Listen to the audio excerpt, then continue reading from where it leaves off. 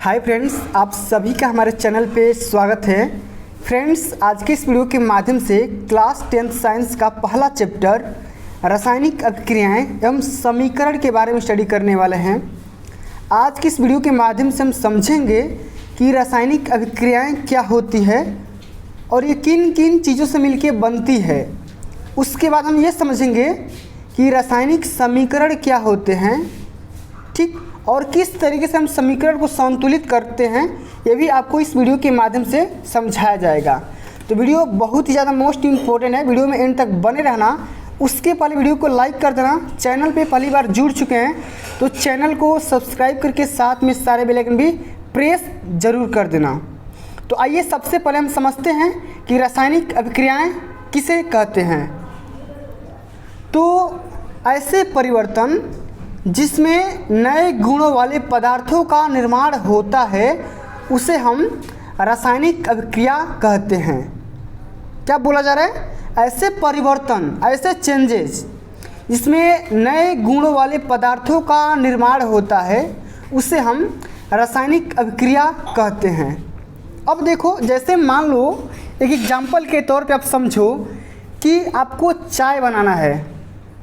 तो चाय बनाने तक जो भी आप चीज़ें करते हो, आप गैस देते हो, कुकर में दूध डालते हो, चीनी डालते हो, चाय पत्ती डालते हो, अदरक डालते हो, इलायची डालते हो, जो कुछ भी आप डालते हो, उसके बाद आपको जो चाय मिलता है, जो चाय बनता है, वो एक अभिक्रिया के द्वारा बनता है, एक रिएक्शन के द्वारा बनता है चाय।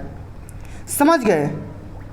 तो हम ये समझ पा रहे हैं कि केमिकल रिएक्शन या किस तरीके से केमिकल जो भी यहाँ पे रासायनिक अभिक्रिया हो रही है किस तरीके से हो रही है। सबसे पहले यहाँ पे समझते हैं। यहाँ पे एक जार दिया गया है, कोई एक बर्तन है, और इस बर्तन हम क्या करेंगे, सबसे पहले हम दूध डाल देंगे, चीनी डालेंगे, चाय पत्ती वगैरह डालेंगे और इसको हम क्या करेंगे, हीट देंगे। जब आप इसे हीट दोगे तो क्या होगा, गर्म होगा। अब गर्म होगा तो इसमें केमिकल रिएक्शन होंगी। समझ पा रहे बातों को? अब जब इसमें केमिकल रिएक्शन होगा तो एक दूसरे में पदार्थ मिलेंगे और ये क्या हो जाएगा, चाय बन जाएगा। तो चाय एक बना, कैसे बना, तो रासायनिक अभिक्रिया के द्वारा ही बना। तो सबसे पहले हम समझते हैं कि इस रासायनिक अभिक्रिया को बनाने के लिए हमें किन किन चीज़ों की आवश्यकता पड़ी। जो हमारा दूध था, चीनी था, अदरक था या इलायची था, उसको हम क्या बोलेंगे। तो समझो, ऐसे पदार्थ जो किसी रासायनिक अभिक्रिया में हिस्सा लेते हैं उसे हम अभिकारक बोलते हैं। क्या बोलते हैं? अभिकारक बोलते हैं। ऐसे पदार्थ जो किसी रासायनिक अभिक्रिया में हिस्सा लेते हैं। जैसे मान लो यहाँ पे हमने चाय बनाया, तो चाय हमने किन की तत्वों का यूज किया था, चीनी का, चाय पत्ती का, दूध का। तो इसमें चीनी, चाय पत्ती, दूध, ये सब क्या हो जाएंगे, तो ये सब हो जाएंगे अभिकारक। क्या होंगे? अभिकारक होंगे। लेकिन अभिकारक ये तो हो गए, लेकिन जो आपका चाय बना उस आप चाय को क्या बोलोगे, तो आपका चाय हो जाएगा उत्पाद, प्रोडक्ट हो जाएगा। ठीक, तो ऐसे पदार्थ जो किसी केमिकल रिएक्शन में हिस्सा लेते हैं उसे आप रिएक्टेंट या अभिकारक बोलोगे। ठीक, और ऐसे पदार्थ जिनका निर्माण रासायनिक अभिक्रिया में होता है उसे आप प्रोडक्ट या उत्पाद बोलोगे। समझ पा रहे हो बात को? क्लियरली समझना है, ठीक ना। ऐसे पदार्थ जिनका निर्माण रासायनिक अभिक्रिया में होता है उसे हम उत्पाद बोलेंगे। जैसे हमने दूध, चीनी, चाय पत्ती वगैरह डाल के हमने चाय बना दिया, तो चाय आपका क्या हो गया, तो चाय आपका प्रोडक्ट यानी कि उत्पाद हो गया। और इसके पहले जो भी यहाँ पे चीज़ था, अलग अलग था, उसको हम क्या बोलेंगे, अभिकारक या रिएक्टेंट बोलेंगे। ठीक, समझ गए? अब इसका एग्जाम्पल यहाँ पे दिया गया है। भोजन का पाचन, श्वसन, लोहे पर जंग लगना, मैग्नीशियम फीते का जलना, दही का बनना, ये सब क्या है, रासायनिक अभिक्रियाएं हैं। समझ पा रहे बातों को? ये सब क्या है, रासायनिक अभिक्रियाएं हैं।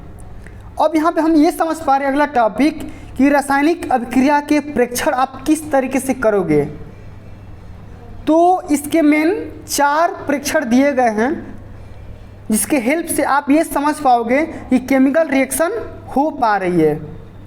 जैसे पहला, अवस्था में परिवर्तन, कोई भी चीज़ है उसके जब अवस्था में परिवर्तन हो जाएगा तो आप समझ जाएंगे कि इसमें क्या हुआ है, तो केमिकल रिएक्शन हुआ है या रासायनिक अभिक्रिया इसमें हुआ है। जैसे मान लो कोई यहाँ पे लोहे की छड़ लगी हुई है, तो after some time, after some months, कुछ महीने बाद जब देखोगे लोहे पे जंग लग जाएगा। तो लोहे पे जंग लगना कोरोजन की जो प्रॉपर्टी होती है, फिनोमिना होती है, वो केमिकल रिएक्शन की प्रॉपर्टी है। रासायनिक अभिक्रिया के वजह से ही उस पे लोहे पे क्या हो जाता है, जंग लग जाता है। या रंग में परिवर्तन, किसी भी चीज़ के कलर में जो चेंजेस आते हैं तो किसके वजह से होंगे, रासायनिक अभिक्रिया के वजह से होंगे। तापमान में परिवर्तन, गैस का उत्सर्जन। तो इसके मेन 4 यहाँ पे प्रेक्षण दिए गए हैं जिसको आपको याद रखना है। ठीक, अगला टॉपिक है रासायनिक परिवर्तन को प्रदर्शित करना। किस तरीके से आप रासायनिक परिवर्तन यानी कि केमिकल चेंजेस को आप प्रदर्शित करोगे, इसके बारे में समझाना है। तो समझो मैंने क्या बोला था। जैसे मान लो यहाँ पे एक एग्जांपल लिया गया है। सबसे पहले ये दिया गया है कि जिंक है और जिंक में जब आप सल्फ्यूरिक अम्ल मिलाओगे, जिंक में क्या करोगे, जब आप सल्फ्यूरिक अम्ल मिलाओगे, तो जिंक में जब आप सल्फ्यूरिक अम्ल मिलाओगे तो क्या होगा, जिंक सल्फेट बनेगा, उसके बाद हाइड्रोजन मिलेगा आपको। समझ पा रहे इस बात को। तो यहाँ पे देखो जितने भी यहाँ पे जिंक और सल्फ्यूरिक अम्ल है, अलग अलग पार्टिकल हैं, यहाँ पे अलग अलग तत्व हैं, इसको हम क्या बोलेंगे, अभिकारक बोलेंगे, रिएक्टेंट बोलेंगे। लेकिन रिएक्शन के बाद जो चीज़ हमें प्राप्त होता है उसे हम बोलते हैं उत्पाद, प्रोडक्ट बोलते हैं। तो हमारा प्रोडक्ट क्या बनेगा, तो जिंक सल्फेट में टूटेगा और यहाँ पे हाइड्रोजन मुक्त हो जाएगी। तो यहाँ पे केमिकल रिएक्शन हुआ जिसको आप केमिकल इक्वेशन के माध्यम से शो कर सकते हो। Zn प्लस H2SO4 ये आपका क्या हो गया, अभिकारक हो गया, और यहाँ पे ZnSO4 यानी कि जिंक सल्फेट मिल गया और यहाँ पे हाइड्रोजन मुक्त हो गई। तो ये आपका क्या हो गया, प्रोडक्ट हो गया। समझ गए पूरी बात। चलिए अब हम आगे समझेंगे कि रासायनिक समीकरण क्या होती है, यानी कि केमिकल इक्वेशन क्या होती है, किस तरीके से इसे हम समझेंगे, इसको समझते हैं। तो केमिकल इक्वेशन, रासायनिक अभिक्रिया रासायनिक समीकरण द्वारा निरूपित की जाती है। रासायनिक समीकरण में तत्वों के प्रतीक या अभिकारक और उत्पादों के रासायनिक सूत्र उनकी भौतिक अवस्था के साथ लिखे जाते हैं। जैसे कि मैंने यहाँ पे बताया था, यहाँ पे भौतिक अवस्था यहाँ पे लिखा गया है।